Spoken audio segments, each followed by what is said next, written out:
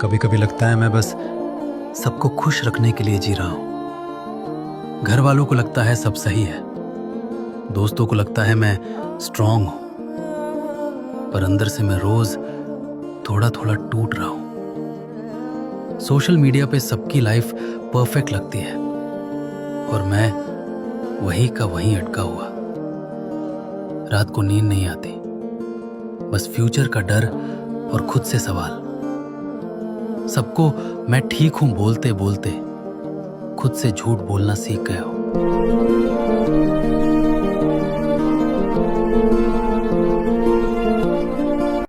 तुम अक्सर मुझसे पूछते हो मेरे साथ ही ऐसा क्यों, लेकिन तुम वो नहीं देख पा रहे जो मैं देख रहा हूँ। तुम सिर्फ अगले कदम को देख रहे हो और मैं पूरी यात्रा देख रहा हूँ। विश्वास का अर्थ है अंधेरे में भी हाथ थामे चलना। अगर मैं तुम्हारे जीवन से कुछ छीन रहा हूँ तो यकीन मानो मैं तुम्हारे हाथ खाली कर रहा हूँ ताकि तुम्हें कुछ उससे भी बेहतर दे सकूं। बस थोड़ा धैर्य रखो, थोड़ा मौन रहो और अपने कर्म को अपनी प्रार्थना बना लो।